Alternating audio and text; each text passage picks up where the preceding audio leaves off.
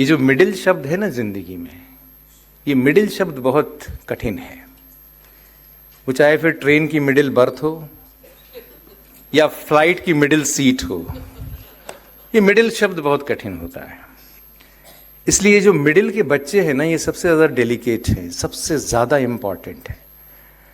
Being in the education for last almost 35 years, now I have realised, क्योंकि मेरा सारा जीवन हायर एजुकेशन में गया, हाँ, यूनिवर्सिटी के बच्चों से, कॉलेज के बच्चों से डील करने में गया, तब मुझे रियलाइज़ हुआ कि हम उन बच्चों को बनाने की कोशिश कर रहे हैं जो कि बहुत बने बनाए हमारे पास आते हैं। आज जब हम समाज में देखते हैं तो जिन बच्चों को आप कुछ बना सकते हैं, कुछ सिखा सकते हैं, कुछ बता सकते हैं, ये वो बच्चे हैं 10 से 14 साल की उम्र के। क्योंकि आप देखते हैं कि बच्चे इन दिनों बहुत जल्दी बड़े हो रहे हैं। तो जब बच्चे इन दिनों बहुत जल्दी बड़े हो रहे हैं, तो जो बच्चा 16 साल का, 18 साल का या उससे बड़ा जो हमारे पास कॉलेज में आता है, उसके पास हमें बताने के लिए कुछ नहीं होता, क्योंकि वही हमें इतनी ज़्यादा चीज़ें बता देता है कि हमको ही उससे सीखना पड़ता है। तो ये जो बच्चे हैं जिन्हें आप डील कर रहे हैं मिडिल क्लास में, बेसिकली आप एक और बात समझिए कि आज जो बच्चा 10 साल का है, आज से 25 साल बाद वही बच्चा इस देश का कर्णधार बनने वाला है। वो इस देश का सही भविष्य है जो आपके हाथ में है। तो इसलिए उस बच्चे को संवारना, उस बच्चे को बनाना, उसकी ज़िंदगी को खूबसूरत बनाना, उसकी ज़िंदगी को पर्पसफुल बनाना, उसकी ज़िंदगी में कुछ वैल्यू सिस्टम देना, ये आप लोगों की सबसे बड़ी चुनौती है, सबसे बड़ी चैलेंज है। और जो लोग मेरे सामने बैठे हैं, मैं उनको एड्रेस करके कहना चाहता हूं कि आपकी भी बड़ी चैलेंज है। क्योंकि ये बच्चे ऐसे हैं जिनको आप किसी दिन कहते हैं अब तुम बच्चे नहीं रहे, बड़े हो गए हो, और फिर किसी दिन कहते हैं क्या बड़ों जैसी हरकत कर रहे हो, अभी तुम बच्चे हो। आपको ही समझ में नहीं आता कि वो बच्चा सच में बड़ा है कि छोटा है।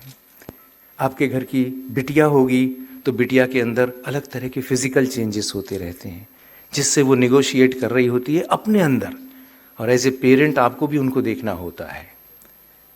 बेटा है, उसके अलग तरह के फिजिकल चेंजेस हो रहे होते हैं। लड़कों की आवाज़ बदलती जाती है, भर्राती है। कल तक जो लड़का बहुत अच्छा गाता था, आज उसकी आवाज़ में अचानक खराश सी पैदा हो जाती है। आप भी चिंतित हो जाते हैं। और ये चुनौती वहीं नहीं रुकती, ये चुनौती उससे आगे जाती है।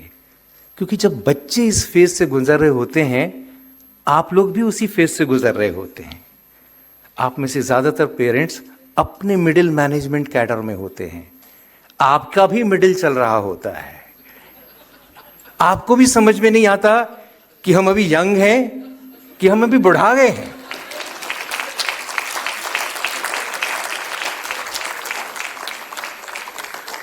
आपके बालों में थोड़ी थोड़ी सफेदी आने लगती है, थोड़े थोड़े बाल जाने लगते हैं। आपको लगता है मैं हेयर डाई लगाऊं या नहीं लगाऊं। महिलाओं के जो कपड़े शादी में फिट हो रहे होते हैं, अब वो थोड़े से ओवरग्रो हो रही होती हैं। उनके अंदर परेशानी होती है कि मैं नई फैशन के ढीले कपड़े पहनूं या अपनी शादी के कपड़ों में फिर से फिट होने की कोशिश करूं। मैं जिम जाऊं या सुबह बच्चे का नाश्ता बनाऊं। मैं प्रोफेशनल लाइफ में ज़्यादा काम करके अपने प्रमोशन की तरफ देखूं या शाम को जल्दी घर जाके बच्चे की पढ़ाई की तरफ देखूं। ये आपकी भी चुनौती है। आपकी एक और चुनौती भी है। आपने अपने जीवन को अच्छा करने के लिए बहुत सारे लोन ले लिए हैं। लोन की किस्तें आपको परेशान कर रही हैं। कल तक जो कार आपने छोटी ली थी, वो आपको अचानक और छोटी नज़र आने लगती है, क्योंकि आपका कलीग एक बड़ी कार में नज़र आता है। आपको लगता है कि मैं उससे भी बड़ी कार कब ले सकता हूँ। आपकी भी बड़ी चुनौतियाँ हैं। ये सिर्फ बच्चों का मिडिल नहीं है, ये आपका भी मिडिल है। तो जितनी केयरिंग की ज़रूरत आपके बच्चे को है, उतनी केयरिंग की ज़रूरत आपको खुद को भी है। और ये जो एक बड़ा कठिन सा दौर आपकी ज़िंदगी का है, उस कठिन से दौर में आपको अगर कोई मदद कर सकता है तो वो लोटस वैली इंटरनेशनल स्कूल जैसा इंस्टीट्यूशन कर सकता है।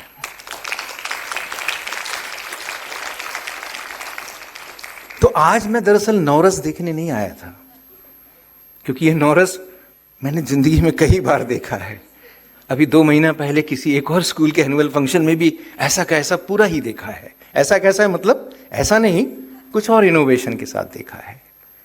पर जो मैं आज आया था वो मैं आपसे बात करने आया था, क्योंकि मुझे लगता है कि आपके साथ बात करने की बहुत ज़रूरत है।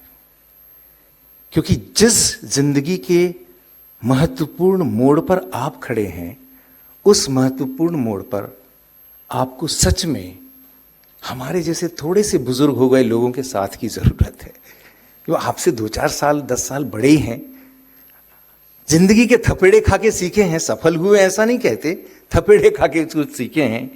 तो कहा जाता है अगर जीत गए तो ऊपर जाएंगे, नहीं जीत गए तो दूसरों को बताएंगे। तो अभी हम भी उसी दौर में हैं। लेकिन दोस्तों, मैं आपसे कहना चाहता हूं कि आपके हाथ में ये जो बच्चे हैं, जो आपके घरों में हैं, ये सच में आज से 25 साल बाद इस देश का, इस दुनिया का भविष्य है। इसलिए जो वैल्यू सिस्टम आज आप उनको देंगे, वो वैल्यू सिस्टम उनके पास ताजिंदगी रहने वाला है। भगवान ने आपको बहुत दिया है, ईश्वर ने आपको बहुत दिया है।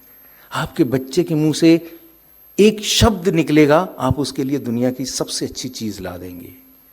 लेकिन क्या आप उसे प्यार का सबक सिखा सकते हैं, लव सिखा सकते हैं, कंपैशन सिखा सकते हैं, शेयरिंग सिखा सकते हैं, केयरिंग सिखा सकते हैं? ये चीज़ें ज़्यादा इम्पॉर्टेंट है। क्या आप उसे बता सकते हैं कि दुनिया में जब तुम्हारे पास बहुत सारी चीज़ें इफरात से हैं, तब बहुत सारे लोग ऐसे भी हैं जिन्हें ये चीज़ उनकी सोच में भी नसीब नहीं हो रही है?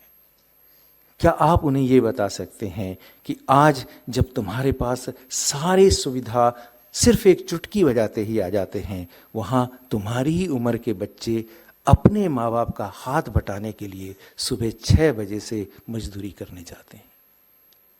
और ये दुनिया खूबसूरत तभी बनेगी जब हमें और हमारे बच्चों को ये एहसास होगा। तो आज जो नौरस हमने देखे ना जिंदगी के, वो सारे नौरस हम सब की भी जिंदगी में है।